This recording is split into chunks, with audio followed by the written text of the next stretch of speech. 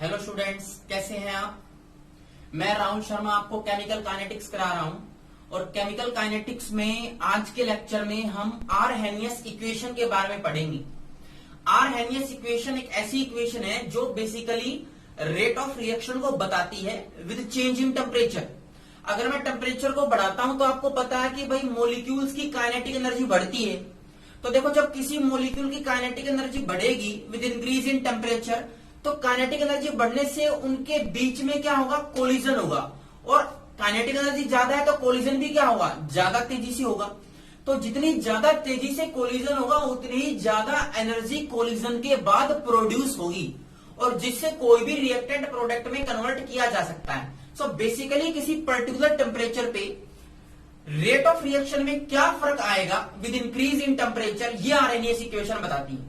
और Arrhenius equation को समझने से पहले आपको किसी भी मॉलिक्यूल जो कि रिएक्टेंट से प्रोडक्ट में कन्वर्ट हो रहा है उसका एनर्जी ग्राफ डिस्कस करना पड़ेगा। तो देखो, मैंने यहां पर एक ग्राफ बनाया है जिसमें रिएक्टेंट मॉलिक्यूल की एनर्जी को मैंने आर से लिखा है। This R is the energy of reactant molecule. ठीक है, कोई भी रिएक्टेंट जब किसी प्रोडक्ट में कन्वर्ट होता है तो उसको एक एनर्जी बैरियर को क्रॉस करना पड़ता है। जैसे मैंने ये बैरियर लगाया हुआ है एंड दिस एनर्जी बैरियर जो है वो किसी भी पर्टिकुलर रिएक्टेंट को प्रोडक्ट में कन्वर्ट करने के लिए इतनी एनर्जी तो रिक्वायर ही होती है, ये आपको चाहिए होती है। ठीक है, यहां से देखो, ये जो 0 पॉइंट है ए पॉइंट, और ए पॉइंट से लेके जो आर की यहां तक की जो एनर्जी है, this is known as energy of reactant. A to R, ये जो एनर्जी है this is known as the energy of reactant, जो कि उसमें पहले से मौजूद है। ये जो एनर्जी आएगी आर से लेकर के ये ऊपर तक की पॉइंट की energy, this energy is known as activation energy. Activation energy वो एनर्जी होती है जो कि किसी पर्टिकुलर रिएक्टेंट को प्रोडक्ट में कन्वर्ट करने के लिए चाहिए ही चाहिए। The minimum amount of energy which is required to convert a reactant into product, this is known as activation energy. ठीक है, अगर किसी मॉलिक्यूल को एक्टिवेशन एनर्जी नहीं मिलेगी तो वो कभी भी प्रोडक्ट में कन्वर्ट नहीं होगा। सो किसी भी रिएक्टेंट को प्रोडक्ट में जाने के लिए इस एनर्जी बैरियर एक्टिवेशन एनर्जी को क्रॉस करना ही पड़ेगा। ठीक है, और देखो यहां पर आकर के फिर प्रोडक्ट में वो चेंज हो जाता है। सो इस ग्राफ में ये जो ए से लेके आर की एनर्जी है, this is known as the energy of reactant, this is the energy of reactant. ये जो आपको दिख रही है from R to B, R से लेकर के बी तक, this is known as activation energy. और ये जो पूरी एनर्जी हो गई 0 पॉइंट से लेके ए पॉइंट से लेके बी पॉइंट तक, this is known as threshold energy. Threshold energy क्या होती है, देखो आप फिजिक्स में भी पढ़ते हो थ्रेशोल्ड एनर्जी। बेसिकली ये दोनों एनर्जी का सम है, रिएक्टेंट की एनर्जी प्लस एक्टिवेशन एनर्जी। ठीक है, थ्रेशोल्ड एनर्जी वो एनर्जी है जो दो एटम या मॉलिक्यूल आपस में कोलाइड करें और कोलाइड करने के बाद वो प्रोडक्ट में कन्वर्ट हो जाएं। तो रिएक्टेंट की एनर्जी प्लस कोलिजन की एनर्जी दोनों को अगर हम मिला दें तो वो थ्रेशोल्ड एनर्जी के इक्वल आती है। और this threshold energy can be expressed which is equal to the energy of reactant plus activation energy. ये आपको आना चाहिए। ठीक है, टोटल कोलिजन एनर्जी जो होती है that is known as threshold energy. और एक्टिवेशन एनर्जी क्या है, वो मिनिमम अमाउंट ऑफ एनर्जी जो किसी रिएक्टेंट को प्रोडक्ट में कन्वर्ट होने के लिए चाहिए। ठीक है, and this is the energy of reactant A to R. अब सपोज करो कि आपने किसी पर्टिकुलर रिएक्शन में कैटलिस्ट का इस्तेमाल किया है। कैटलिस्ट क्या होते हैं, catalysts are the chemical substance which does not participate in the chemical reaction but increases the rate of reaction। Chemical reaction में बिना पार्टिसिपेट किए वो किसी भी रिएक्शन की स्पीड को इंक्रीज कर देते हैं, बढ़ा देते हैं, उसको अपन बोलते हैं क्या, कैटलिस्ट। अगर मैं इस रिएक्शन में कोई कैटलिस्ट डाल दूं, जैसे कि आप सपोज करो रिएक्टेंट आर से प्रोडक्ट में कन्वर्ट हो रहा है और मैं उसमें क्या डाल दूं, एक कैटलिस्ट। तो कैटलिस्ट कैसे किसी रिएक्शन को स्पीड अप कर देता है, फास्ट कर देता है, उसका आपको याद रखना है कि जो कैटलिस्ट होता है वो बेसिकली आपकी जो एक्टिवेशन एनर्जी है उसको डिक्रीज कर देगा। अब देखो, ये जो मैंने ग्रीन कलर में बनाया है this is the activation energy with catalyst. With क्या है, कैटलिस्ट। समझ में आ रही है बात। और ये जो ऊपर वाली एनर्जी है ऊपर वाली जो ब्लैक पेन से मैंने बनाई है, it is the without catalyst. बिना कैटलिस्ट अगर आप रिएक्शन कराओगे तो आपको ज्यादा एक्टिवेशन एनर्जी चाहिए, लेकिन अगर आप विद कैटलिस्ट अगर रिएक्शन कराते हो तो आपको एक्टिवेशन एनर्जी क्या चाहिए, कम, और रिएक्शन क्या हो जाएगी, फास्ट हो जाएगी। तो देखो कैटलिस्ट बेसिकली आपकी रिएक्शन को फास्ट कर देते हैं by decreasing the activation energy. लेकिन याद रखो, कभी भी कैटलिस्ट आपकी डेल्टा एच एंथैल्पी की रिएक्शन की एंथैल्पी होती है, जो एनर्जी होता है, चेंज इन एनर्जी, उसको चेंज नहीं करेगा।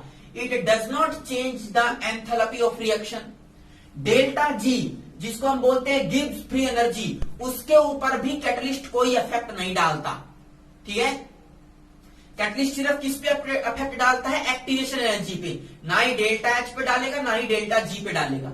और सपोज करो आपके पास दो रिएक्शन है, एक फॉरवर्ड डायरेक्शन में हो रही है और वही रिएक्शन कुछ समय के बाद बैकवर्ड डायरेक्शन में हो रही है, और दोनों में क्या आ गया, इक्विलिब्रियम। तो ये फॉरवर्ड और ये बैकवर्ड। तो कैटलिस्ट क्या करता है, कैटलिस्ट ना सिर्फ फॉरवर्ड रिएक्शन की रेट को बढ़ाएगा, it will also increase the rate of backward reaction in the equilibrium. Forward reaction की रेट को भी बढ़ा देता है और बैकवर्ड, दोनों की रेट को बढ़ा देता है कैटलिस्ट। ये आपको याद रखना है। फर्स्ट फैक्टर है कैटलिस्ट, जो मैंने आपको कराया कैसे किसी रिएक्शन की रेट को फास्ट करता है, by decreasing it's activation energy. दूसरा फैक्टर मैं बताता हूं, दैट इज टेम्परेचर, जिसको लेकर के मैं आरहेनियस इक्वेशन करूंगा। टेम्परेचर क्या करता है, देखो जैसे सपोज करो कि कुछ मॉलिक्यूल्स हैं आपके पास किसी रिएक्टेंट के आर के, कोई पर्टिकुलर रिएक्टेंट है आर और वो प्रोडक्ट में कन्वर्ट होना चाह रहा है, और इसके आपके पास 100 मॉलिक्यूल हैं। ठीक है, आप जब इस मॉलिक्यूल रिएक्टेंट को प्रोडक्ट में कन्वर्ट कराओगे तो आपको पता है इस एनर्जी बैरियर को क्रॉस करना पड़ेगा, which is known as activation energy. और उस रिएक्शन को कैरी आउट होने के लिए टेम्परेचर चाहिए, that is known as T temperature. तो सपोज करो मैंने टी टेम्परेचर से थोड़ा सा टेम्परेचर ज्यादा कर दिया, 10 डिग्री बढ़ा दिया। अगर मैं टेम्परेचर को 10 डिग्री बढ़ा देता हूं तो देखो क्या होगा, ये ग्राफ ऐसे शिफ्ट कर जाएगा ग्रीन कलर में। इसका मतलब क्या हुआ, इसका मतलब ये हुआ कि जब मैं टेम्परेचर किसी रिएक्शन का बढ़ाता हूं तो आपको पता है टेम्परेचर बढ़ाने से काइनेटिक एनर्जी मॉलिक्यूल्स की क्या होगी, बढ़ जाएगी। तो देखो काइनेटिक एनर्जी बढ़ रही है। पहले ग्राफ ब्लैक कलर का ऐसे था, अब थोड़ा सा आगे की तरफ खिसक गया, इसका मतलब काइनेटिक एनर्जी क्या हो गई, बढ़ गई। काइनेटिक एनर्जी पहले यहां थी टी टेम्परेचर पे, अब मैंने उसमें 10 डिग्री बढ़ा दिया, T+10, तो काइनेटिक एनर्जी यहां आ गई, देखो इंक्रीज हो गया, काइनेटिक एनर्जी बढ़ गई। और काइनेटिक एनर्जी से देखो बेनिफिट क्या मिलता है, देखो सपोज करो कि आपके पास 100 मॉलिक्यूल है और 100 मॉलिक्यूल्स को प्रोडक्ट में कन्वर्ट होने के लिए एक्टिवेशन जो एनर्जी चाहिए, सपोज करो वो एक्टिवेशन एनर्जी चाहिए 70 जूल, 17 जूल की एक्टिवेशन, 70 जूल की एक्टिवेशन एनर्जी चाहिए, 70 जूल। ठीक है, आपके पास 100 में से सिर्फ 20 मॉलिक्यूल ही ऐसे हैं जिनकी एनर्जी 70 से क्या है, हाई है, 70 जूल से हाई है। इसका मतलब 80 मॉलिक्यूल ऐसे हैं जो रिएक्टेंट में से प्रोडक्ट में कन्वर्ट नहीं होंगे, क्योंकि उनकी एनर्जी 70 जूल से क्या है, कम है, एक्टिवेशन एनर्जी से कम है। पर जो 20 मॉलिक्यूल जिनकी एनर्जी एक्टिवेशन एनर्जी के इक्वल है या ज्यादा है, वो प्रोडक्ट में कन्वर्ट हो जाएंगे। अब मैं टेम्परेचर रिएक्शन का बढ़ा रहा हूं, टेम्परेचर बढ़ाने से क्या होगा, जो 80 मॉलिक्यूल 80 मॉलिक्यूल बच गए थे जिनकी एनर्जी एक्टिवेशन एनर्जी से कम थी, उनको थोड़ी सी काइनेटिक एनर्जी मिलेगी टेम्परेचर बढ़ाने से।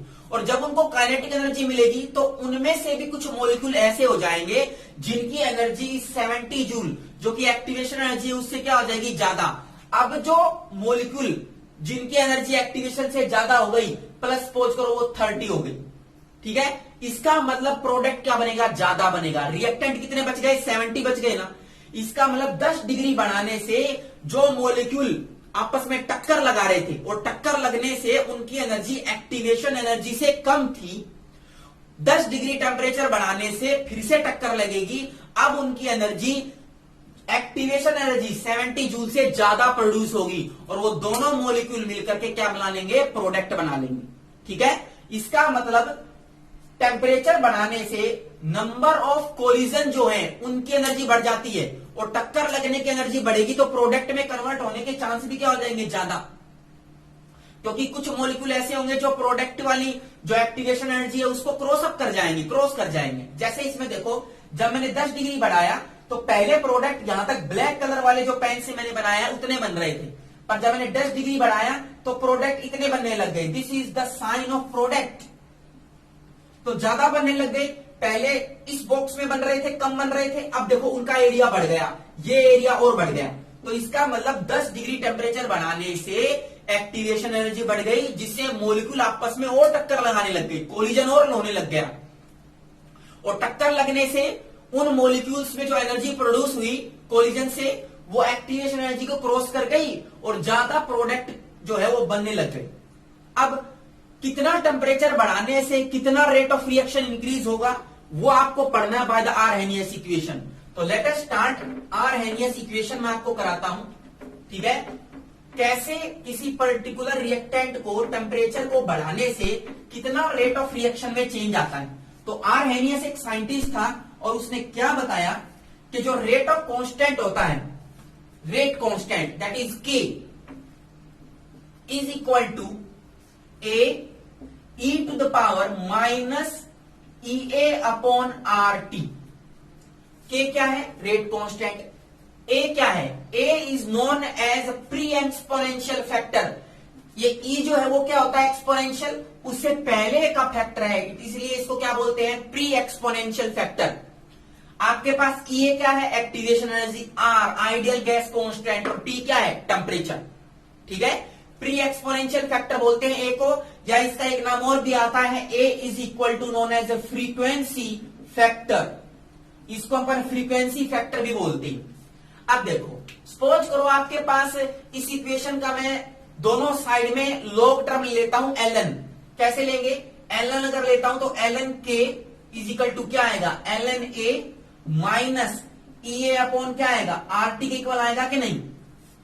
ln ले लिया दोनों साइड में। अब सपोज करो आपके पास टेम्परेचर है T1, पहले टेम्परेचर था T1, तो उसमें रेट क्या आएगा? K1 आएगा, रेट कांस्टेंट K1 आएगा। This is your equation number 1।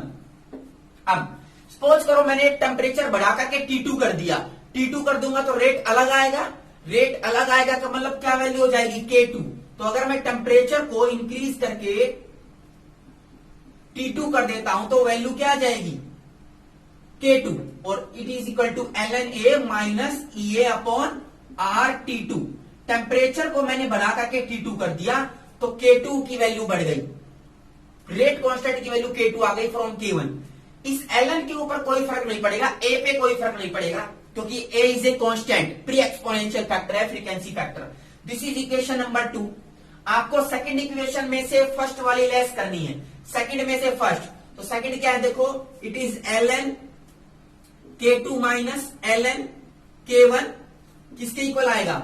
ln A minus E A upon R T2, first equation, minus second one ln A minus minus plus हो जाएंगे, it is E A upon R T1। तो देखो ln A से ln A cancel.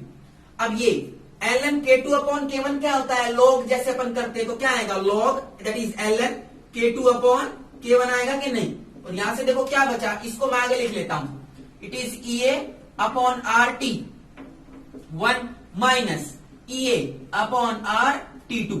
अब ई A upon are को मैं बाहर निकाल लेता हूं कॉमन लेकर के, तो आंसर क्या बनेगा? ई ए अपॉन आर, आंसर क्या आएगा? देखो 1 upon T1 minus 1 upon T2, इतना ही आएगा कि नहीं? और ये किसके इक्वल है? ln K2 upon K1। अब मैं इसको ऊपर सोल्व करके लिख देता हूं। देखो क्या इक्वेशन आपके पास आएगी, रिजल्टेंट इक्वेशन क्या आएगी वो देखो। तो यहां से क्या आया? ln K2 upon K1 is equal to, यहां से क्या आएगा? It is E A activation energy upon R, और इसको जब आप सोल्व करोगे एलसीएम लेके, it comes down to be T2 minus T1 upon T1 T2, and this is your Arrhenius equation. यही आपके पास आरहेनियस इक्वेशन है। T1 टेम्परेचर कौन सा है? इनिशियल। T2 कौन सा टेम्परेचर आएगा? फाइनल। ई ए क्या है? Activation energy. आर क्या है? आइडियल गैस कांस्टेंट, इसकी वैल्यू आपको लेनी है 8.314, ठीक है, आर की वैल्यू। K2 आता है बाद वाला, फाइनल रेट, और K1 क्या है? Initial rate. तो इससे आप वेरियस न्यूमेरिकल कर सकते हो। न्यूमेरिकल मैं नेक्स्ट लेक्चर में कराऊंगा, अभी मैं आपको इसका एक ग्राफ बना के दिखाता हूं। देखो टेम्परेचर के साथ ln k पे क्या फर्क पड़ता है वो आपको सीखना बहुत जरूरी है। तो लेट अस स्टार्ट ग्राफ। इस ln a का ग्राफ देखते हैं। अभी मैंने आपको क्या कराया है, मैंने आपको ये इक्वेशन लिखी है कि k इक्वल्स टू किसके इक्वल होता है, a e to the power minus EA upon RT, यही तो होता है। और ln लिया मैंने, ln लिया तो क्या आया, ln k is equal to ln a minus EA upon RT। अब मैं इसी इक्वेशन को लेकर के ग्राफ बनाता हूं। देखो कैसे, अगर मैं ग्राफ बनाता हूं और एक्स एक्सिस में किसको लूंगा, 1 upon T, T is the temperature, 1 upon temperature इसको लेता हूं। और वाई एक्सिस में क्या लिया मैंने, ln k को ले लो, ठीक है, ln k को। अगर आप इसको लोग में कन्वर्ट करना चाहते हो तो लोग में भी कन्वर्ट कर सकते हो। कैसे, देखो अगर आप लोग में कन्वर्ट करोगे so it comes out to be log 2.303 log of k is equal to, ये वैल्यू क्या आएगी, लॉग ऑफ, फिर से 2.303, मैं इसको लिख देता हूं 2.303 log of a minus EA upon RT के इक्वल आएगा क्या, नहीं। अब इसको नीचे ले जाओ, इस पूरी की वैल्यू 2.30 को इस राइट साइड में लेके आओ तो क्या आएगा, log of k is equal to, ये किसके इक्वल आया, देखो ये किसके इक्वल आया, it is comes out to be log of a minus EA upon 2.303 R और दिस इज t। अब इस इक्वेशन से भी आप ये ग्राफ बना सकते हो। आपने ln ना लेकर के अगर आप log k लोगे, log ऑफ k, तो उससे भी आप ग्राफ बना सकते हो। क्या, देखो कैसे ग्राफ आएगा, 1 अपॉन टाइम, 1 अपॉन टाइम के साथ y की इक्वेशन क्या है, y is equal to mx minus c, तो ये प्लस है तो माइनस हो गया, तो इसका मतलब ग्राफ कैसे आएगा, नीचे की तरफ आएगा लाइक दिस, ठीक है। किस किस के बीच में बनाया, 1 अपॉन टाइम, 1 अपॉन टेम्परेचर और log ऑफ k के बीच में, और स्लोप किसके इक्वल आएगा, this will B slope, and the slope will be equal to minus of EA upon 2.303 R. This will be your slope.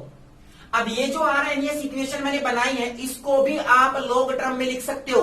ये ग्राफ समझ में आया, 1 अपॉन टेम्परेचर के साथ log k का, सो माइनस साइन बता रहा है कि डिक्रीजिंग है, slope negative, minus EA upon 2.303 R, this is your slope, ठीक है। अब यहां आओ, इस इक्वेशन को आप लॉग टर्म में भी लिख सकते हो।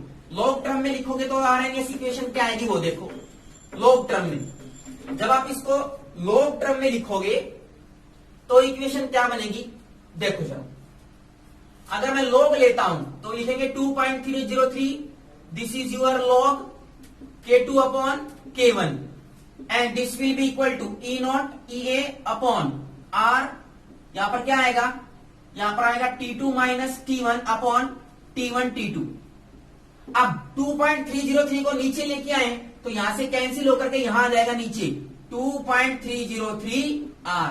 ये वाली इक्वेशन जो मैंने अब लिखी है ये आपको याद रखनी है, this one, this is the important. ये ऐसे याद मत करना, ये वाला कर लेना क्योंकि इसमें log की वैल्यू आती है, log k2 upon k1 is equal to EA 2.303 R T2 minus T1 upon T1 T2।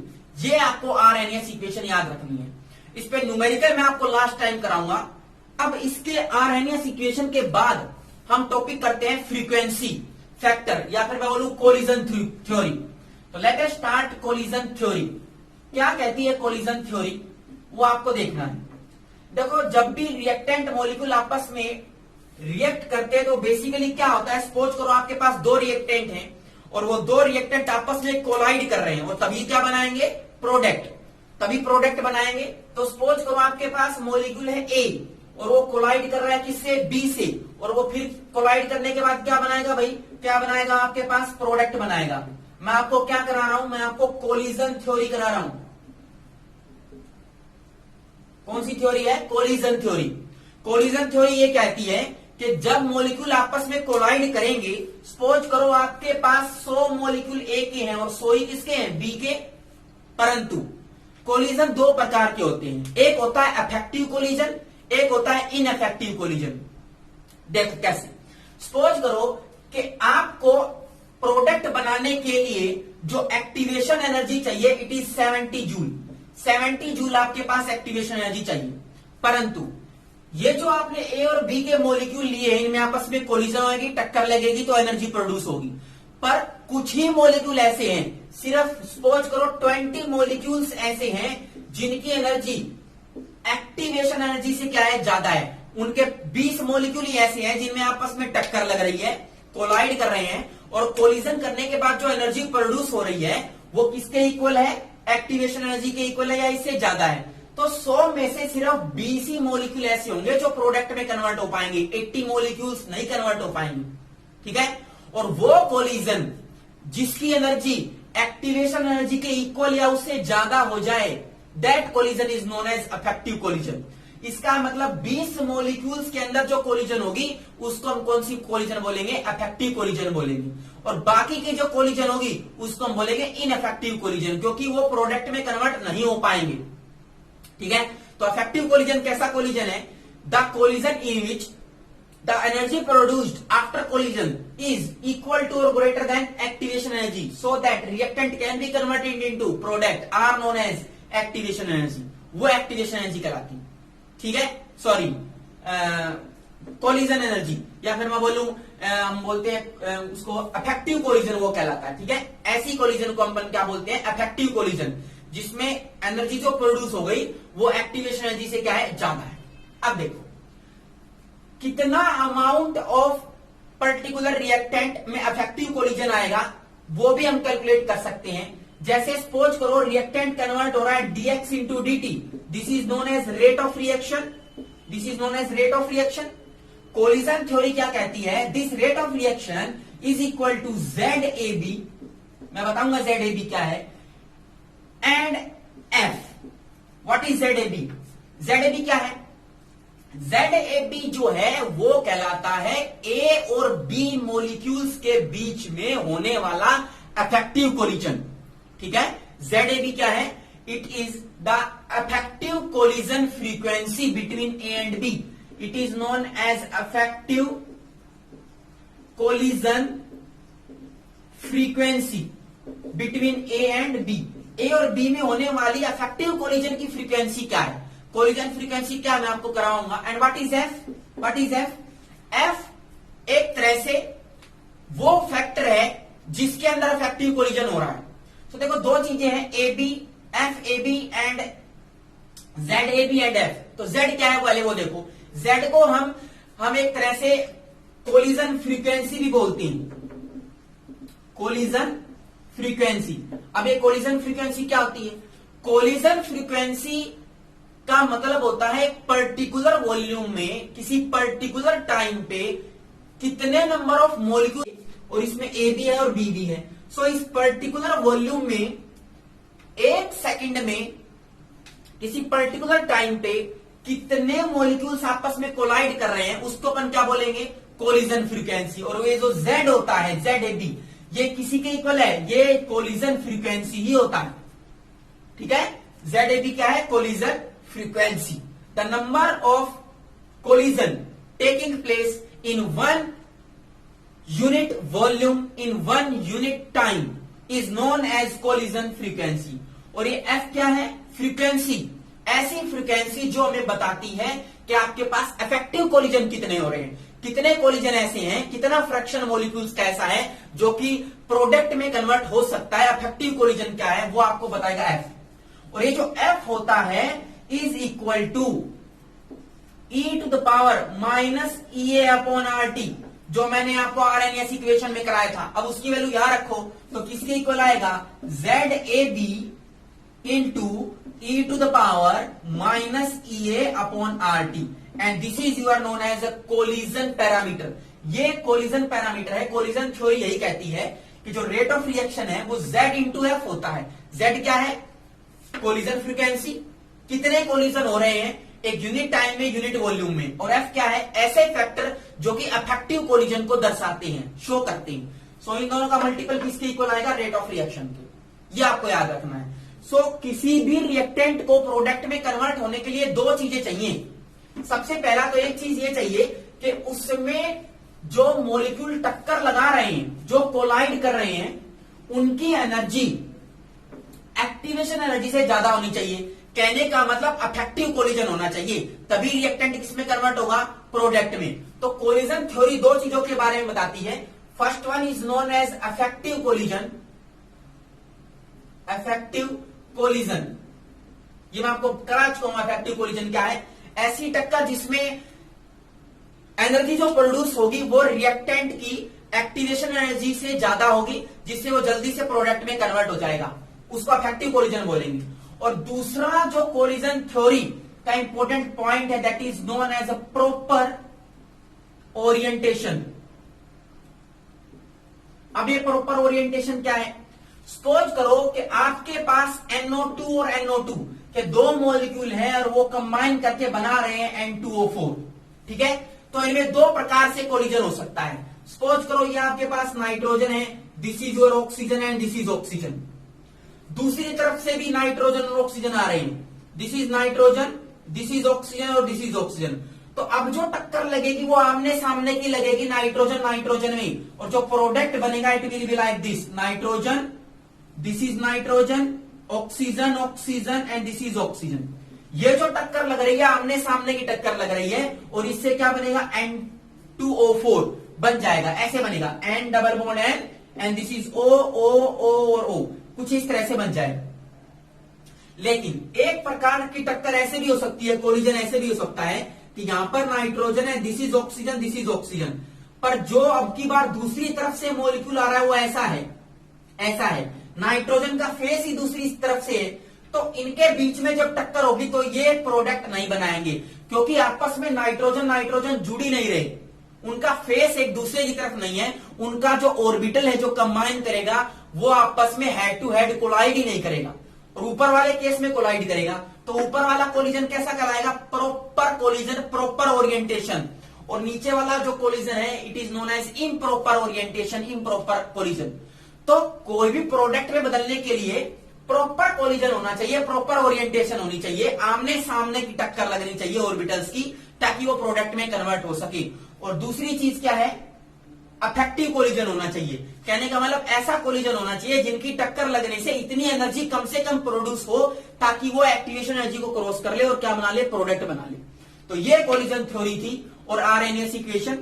Next lecture में मैं आपको आरएनएस इक्वेशन के न्यूमेरिकल कराऊंगा। हालांकि ये टॉपिक आपके सीबीएसई में नहीं है, पर आईआईटी में बहुत बार पूछा जाता है और बहुत से क्वेश्चन आरएनएस इक्वेशन पे आते हैं। कोलिजन जो थ्योरी है उसकी एक लिमिटेशन है कि ये सिर्फ सॉलिड जो पार्टिकल होंगे, मान लो बहुत सॉलिड है, रिजिड है, जिनकी टक्कर आपस में प्रॉपर तरीके से हो ही नहीं सकती, फिर भी वो प्रोडक्ट बना लेते हैं, तो वहां पर ये सिस्टम फेल हो जाता है, ठीक है ना। सॉलिड मॉलिक्यूल्स होंगे, उनमें टक्कर कैसी प्रकार से लग सकती है, हेड ऑन भी हो सकता है, नॉन हेड ऑन भी हो सकता है, साइड वाइज टक्कर भी लग सकती है कोलिजन, तो उसमें ये एप्लीकेबल नहीं होगा। तो कोलिजन थ्योरी की लिमिटेशन है। आगे आने वाले नेक्स्ट लेक्चर में मैं आपको आरएनएस इक्वेशन पे न्यूमेरिकल कराऊंगा, ठीक है। तब तक आप इस टॉपिक को अच्छे से पढ़े। Thank you.